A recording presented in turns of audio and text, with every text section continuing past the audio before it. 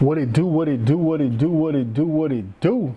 Back at you with another one. So today, I want to talk about this article that I came across, right? It says, it's from the New York Post, and it's about Bronny supposedly is about to start splitting his time between the Lakers and their G League team, right? Which I'm surprised, right? That don't make sense, right? I'm surprisingly surprised that he is doing that, because I remember they was making such a big deal about him not being on no two-way contract. You know what I'm saying? They was really adamant about him not signing no two-way deal. But now this report come out that he gonna split time anyway. So that's interesting. But from a basketball perspective, I do feel like it's better for him to go down to the G League and actually get some meaningful minutes. You know what I mean? The whole him playing with his daddy thing was good, you know, historical and all of that. But I feel like as far as Bronny, the basketball player, I feel like him going to the G League will help him to, you know, get some minutes and to see what he can really be as a basketball player. You know what I'm saying? Because he got to develop. He not really ready for the NBA like that. Not in play. You know what I mean? Like, so you never know. He might go down there. He might blossom. He might come back up. You know, who knows? Or it might take him a couple years to really get ready to be like, you know, a contributing player. I think like he got to figure out what type of player he gonna be, because it's looking like he gonna be a role player, right? It's not looking like he's gonna be a star, right? So as a role player, teams gotta know what to expect from you. You know what I mean? So you gotta carve out that role. So I think that's what he need to do, is figure out like his identity as a player. You know what I mean? Then teams will know what to expect and see if that's something that they want on their roster. And I'm curious to see, like, will his time in the league be dependent upon LeBron time in the league?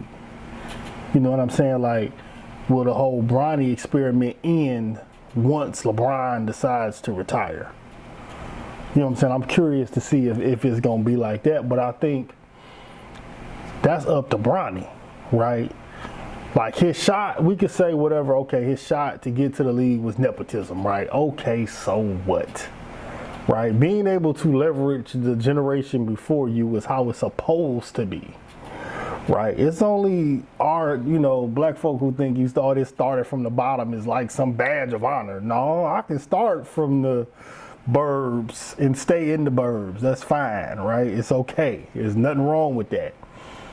But at the same time, when you are given this opportunity, you still got to make the most of it, right? Like, you still got to be an NBA player, right?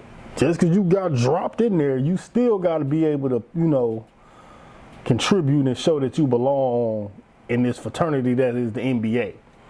You know what I mean? So he got the time in order to, you know, develop and figure that out, because he got to come up with like what's going to be his role, like what's his identity as a player, like what can teams look for from him as a player.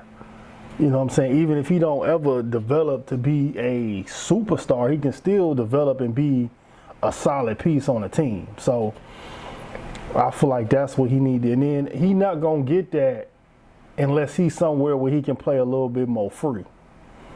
You know what I mean? Like, standing in the corner, you is not going to get that being a corner boy in the NBA. Like, that's not going to, you ain't even going to be able to figure out you are a corner boy if you don't ever get to play free at all. Like, you got to be able to go out there and do your thing a little bit. You know what I'm saying? Play with a longer rope. Like, don't nobody ever want to hoop and feel like one mistake they about to sit out. You know what I mean? But him playing on the Lakers is like, he might be the worst guy on the roster. So it's like, why you out there? But he play in the G League, it can give him more wiggle room. You know what I mean? So, I'm rooting for him. I hope he figure it out. You know what I'm saying? I don't really know what would be that role, like what type of player he gonna end up being. Will it be?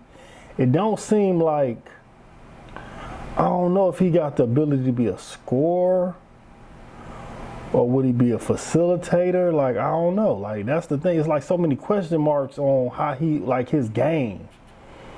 You know what I mean? Like, he's skilled.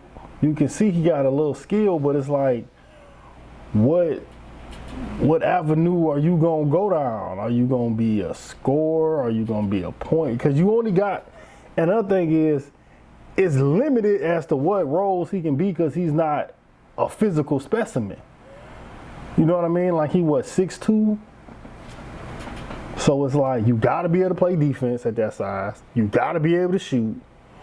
You know what I'm saying? So it's certain things you gotta have at that size. I heard a lot of comparisons to Drew Holiday, but I don't think defensively he's there yet to be a Drew Holiday. Like, I don't think, and some stuff is like instinctive, right? Like, some people just got them instincts for, like, Drew Holiday he like a ball hawk. He just know where to be, right? Like, is that a skill or is that instinct? Like, some stuff you can't, you can't go and be like, oh, I'm going to just play like Russell Westbrook. No, you can't just have that motor. Like, some people got it, some people don't. So I don't know if he got those defensive and court awareness instincts that a Drew Holiday will have to make himself, that impactful, making them plays that don't always show up on the stat sheet. So I'm curious to see how it's going to play out. You know what I'm saying? I'm rooting for young fellas. So let's see how this go down to the G League experiment work. So I'm going to leave it at that. Like, comment, subscribe. See y'all on the next one.